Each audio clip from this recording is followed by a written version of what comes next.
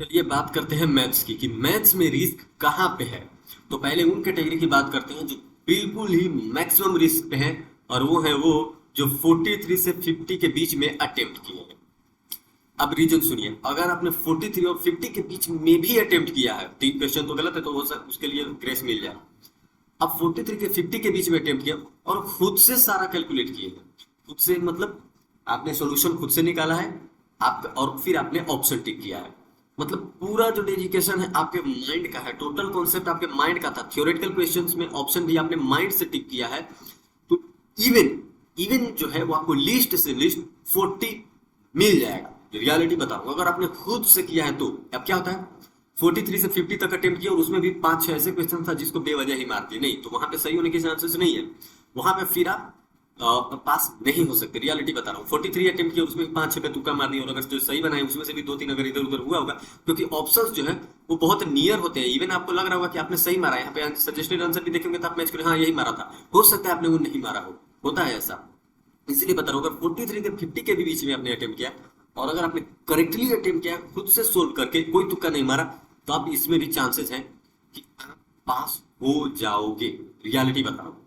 अब आते हैं 50 से 60 के बीच में जो अटेम्प्ट किए, और यहाँ पे अगर वो लोग 5 क्वेश्चंस, 5 क्वेश्चंस मैक्सिमम में बात कर रहा हूँ, इससे ज्यादा नहीं, 5 क्वेश्चंस का अगर आपने तुक्का लगाया है और 50 से 60 तक अगर आपने खुद से सोल्व किया था तो आप पास ही हो, चिंता मत करना, आप पास हो। लेकिन 50 से 60 तक अगर आपने किया और 5 क्वेश्चंस पे तुक्का मारा है, और 50 से 60 के बीच में आपने जो 5 तुक्के मारे उसके 5 के अलावा जो जितने क्वेश्चंस हैं 50 टू 60 के बीच में आपने करेक्टली सोल्व किया खुद के माइंड से, लेकिन 5 में आपने तुक्का मार दिया, तो एक भी सही होगा ना तो कोई दिक्कत की बात नहीं, वो कंपेंसेट कर देगा सारी गलतियों को।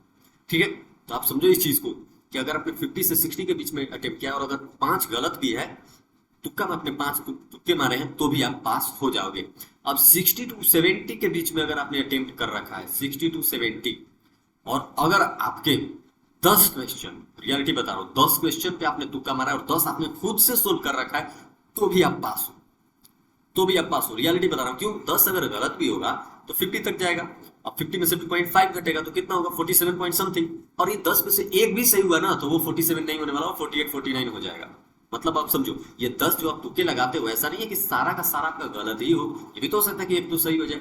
ठीक नहीं भी होगा तो भी आप पास होगा, 60-70 अटेम्प्ट किए हो तो कंक्लूजन मैथ्स का सिर्फ यही था कि इवन आप 42 43 के और 50 के बीच में भी अटेम्प्ट किए हो ना, लेकिन आपको पता है कि आपने खुद से सोल्व कर रखा है, तो इस बार तो ग्रेस भी मिलने वाला है आपको, क्योंकि क्वेश्चन 3 बिल्कुल ही गलत था। तो आप श्योर शॉट पास हो। रियलिटी बता रहा हूं, क्योंकि अब आपने खुद से सोल्व किया भाई, आपका सजेस्टेड आंसर 100% मैच करना चाहिए, खुद से सोल्व किया है आपने। और तुक्का अगर मारा है तो उसके लिए क्या कंडीशन है कि आपका 50 टू 60 के बीच में अटेम्प्ट करना चाहिए था। अगर आपने 43 अटेम्प्ट किया उसमें ही 5-6 तुक्का मार दिया, तो फिर आप आपका पेपर मैथ्स का खत्म हो जाने वाला है। अब मैथ्स का खत्म कब नहीं होगा, जब आपने तुक्के नहीं मारे हैं और बिलो 50 अटेम्प्ट किया और 40 से एबव किया है। लेकिन 50 से एबव किया है और 4-5 में है तुक्का, तो कोई दिक्कत की बात नहीं, फिर भी आप पास हो। ठीक है, टेंशन मत लेना। ओके।